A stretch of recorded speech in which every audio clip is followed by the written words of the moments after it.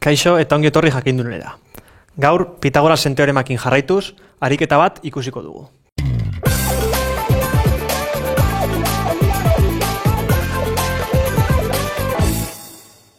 Suposa dezagun Julenek tirolina bat egin nahi duela. Horretarako soka bat erosi behar du. Datu hauek jakinda. Arbolen arteko distantzia 10 metro da eta altuera 3 metro. Beraz, Pitagorasen teorema erabiliz, distantzia hori nortuko dugu. Gogoratu aurreko bideoan Pitagorasen teorema azaldu nuela. Beraz, hipotenusa kasu honetan L da. Nortu nahi dugun distantzia. Eta datuak katetuak dira. Beraz, 3 berbi gehi 10 berbi izango litzateke. Hau, bederatzi gehi 100 izango litzateke. Eta guen batuketa 109.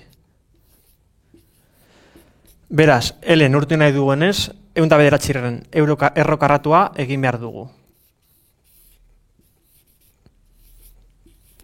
Hau gutxi gora bera 10,5 izanik. Beraz, Julenek erosi behar duen sokaren distantzia 10,5 metro da. Hau izan dana, mila esker, eta goratu sare sozialetan eta web orrian jarraitu jakindun.